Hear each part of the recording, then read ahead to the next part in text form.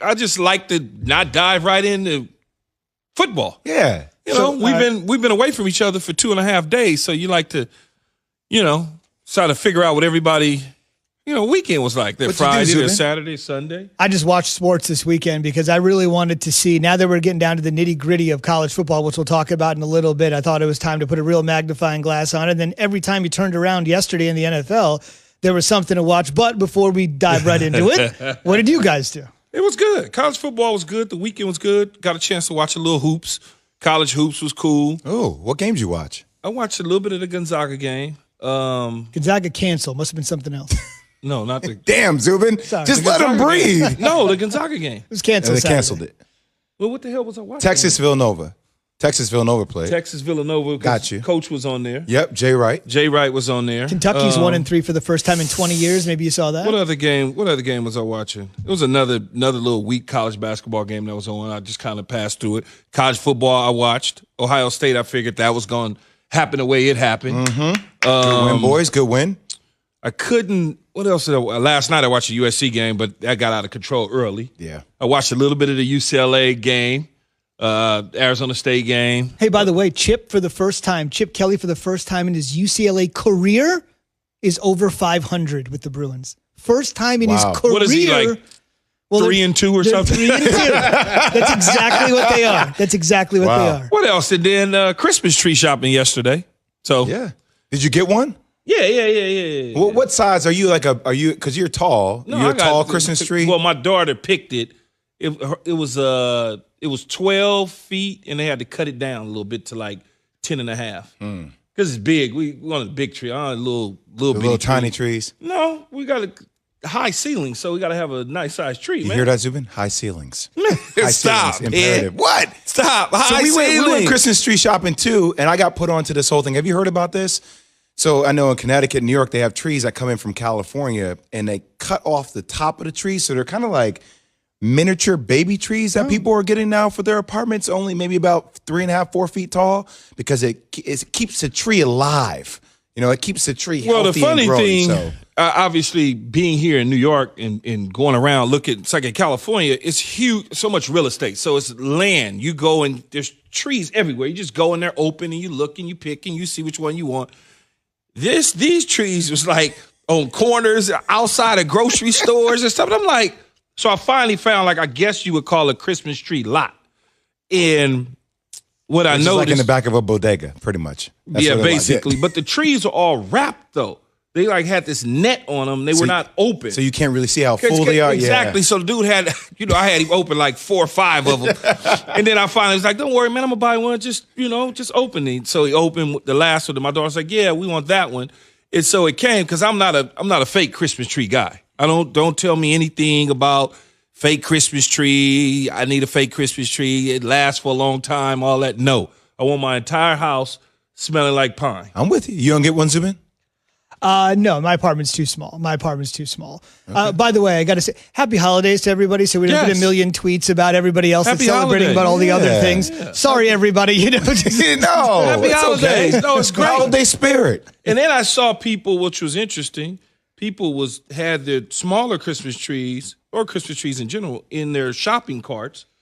Going to their apartments and their places, which was different. Oh, yeah. I'm used to seeing them on top of cars. I'm big now. I used to steal shopping carts back in the day. Just you're in New York. I'm like, I ain't carrying all this stuff. My daughter, I would bring it back though. You know what I mean? That's what my daughter said. We should get in the Christmas spirit and carry the tree. What?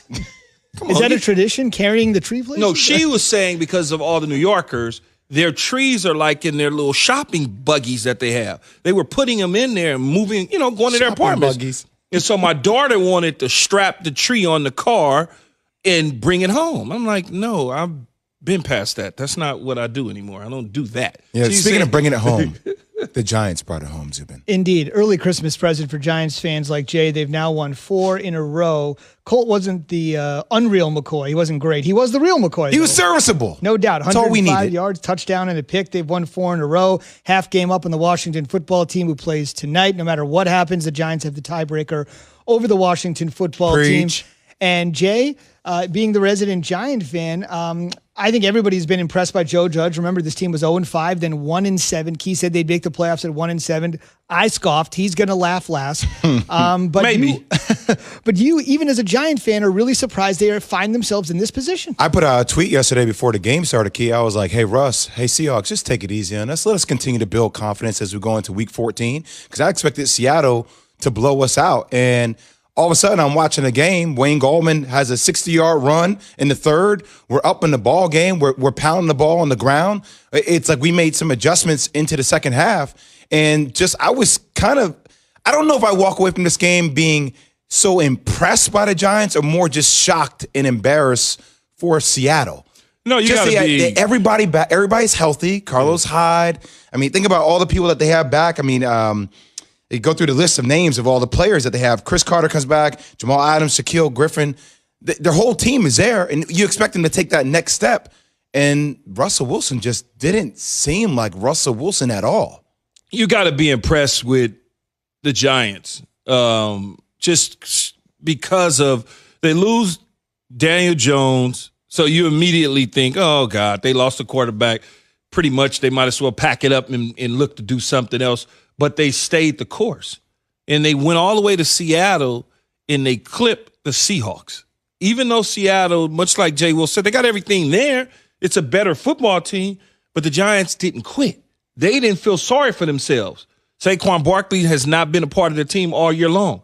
They don't feel sorry for themselves. They just continue to go out there and be resilient, playing well, doing the sort of things that championship caliber teams do. And I think when you look at, Joe Judge and you look at some of his antics early on, the first thing you think that this football team is lost. Oh, God, this team is they're not going to be worth anything. Zubin. And now all of a sudden they're taking on the kind of the same personality as their head coach. As long as it continues to work. Let's hear from their head coach. This is Giants head coach Joe Judge on the difference from that 0-5, 1-7 start to where this club is now. It's not just those final 2 minutes. It's what you do the entire game to put yourself in position and capitalize on it. What plays were you able to make earlier in the game that you got to go ahead and then execute down the stretch as well? I just think our team's executing, a lot better down the stretch. They've made a lot of improvement. A lot of that's from, just comfort of being around these coaches for a length of time, building on the multiples that we have within the game plan on a weekly basis, and the adjustments we can make on the sideline or in the locker room, on a kind of quick turnaround basis. We should quickly mention, Key, and Jay, for you too here, obviously as a resident Giant fan, one thing that was notable is that Joe Judge did not scale down the playbook for Colt McCoy. That's rare when you have a backup, because obviously you got a veteran backup here. It's a little bit different, but I think that certainly aided the cause as well. Well, look, you don't have to scale down the playbook.